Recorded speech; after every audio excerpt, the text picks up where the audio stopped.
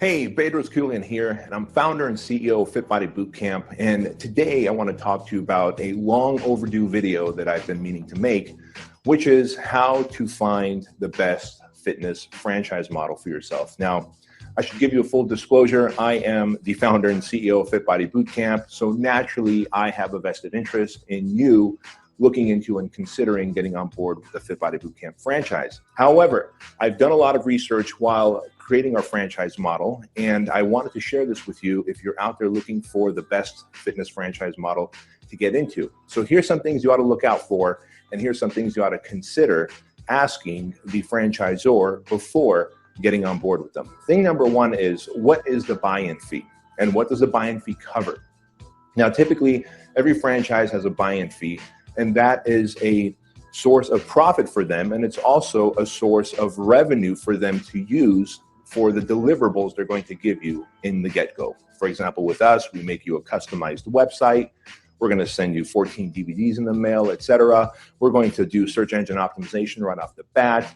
We're going to have you on the phone with the business coach. And so all those costs do have to get covered. Now, the difference is, what is this franchise charging you? Because if it's charging you $45,000 to $85,000 to come on board, you've got to ask them, what exactly does that cover?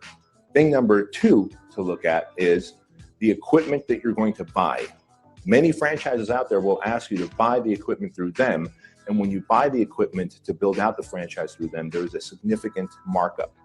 And while I'm a big fan of free enterprise and everybody profiting, it's in your best interest to find out what the equipment cost is going to be in addition to the buy-in fee, and what your limits are, whether you can shop outside for the best discount or if you're committed to purchasing that equipment from them.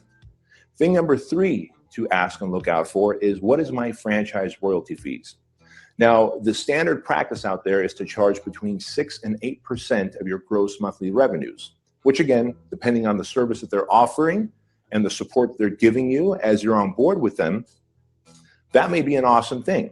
But look at it this way. If your franchise is doing $20,000 a month after, let's say, a year or two of being open, and they're taking 6% of that, they're effectively getting paid $1,200 a month on the $20,000 a month that you're making.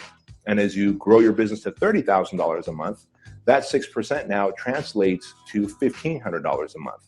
And so you have to ask yourself, am I getting the equivalent of 6% of my gross revenue each month of services, support, and help from the franchisor? Are they helping me grow, or am I growing the business myself and giving them a larger dollar amount each month with that franchise fee?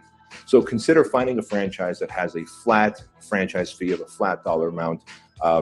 Many people know this. I consider myself, Fit Body Bootcamp, as the anti-franchise franchise.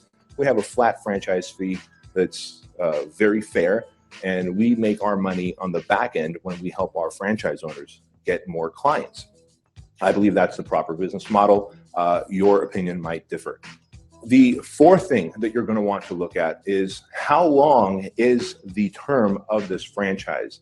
Now, again, standard practice out there is as much as 10-year commitments, which is okay. You know, there's plenty of franchises out there. Subway comes to mind, McDonald's comes to mind. Now, if you're not comfortable with the track record of that franchise, they haven't been around long enough, they're not a big national brand yet, you may not want to consider signing an 8 or 10 or even 20-year franchise agreement with them, right? So that's something you definitely ought to look out for as well.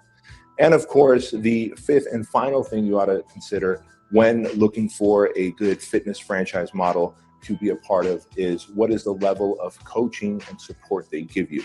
As a business owner, your problems are going to always change. When you first get on board with the franchise, the number one problem you're going to have is finding a location and negotiating your lease for that location. As you grow, you're going to have probably marketing and sales problems, right? All good problems to have, good challenges to have. But if you have the support from the franchisor in helping you negotiate the lease and guiding you in the size of location you're looking for, the demographics to open up in, you're going to have a greater success rate from the get-go. And so as you get into your location and as you grow your location, you're probably going to need more staff.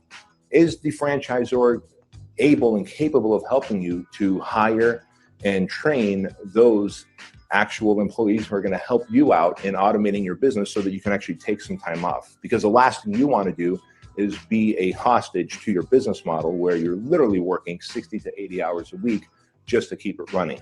I've seen plenty of people who own franchises out there, and as I've talked to them, we've come to realize that they'd be better off having a high-paying job where they can have more time off than owning their franchise. And think about this. As that franchise location of yours grows and you're ready for a second and third location, you want to have multiple outlets.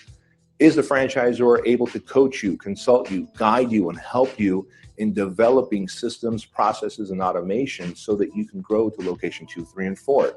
If those things are not there, consider looking elsewhere. And those are some of the top 5, red flags that I would share with you when you're looking for a franchise business model, especially in the fitness industry, to go into. Now, of course, if you have any questions for me, if there's any support that I could give you, you can reach out to me by going to our website, which is down below in our description box. I'll talk to you later. Bye-bye.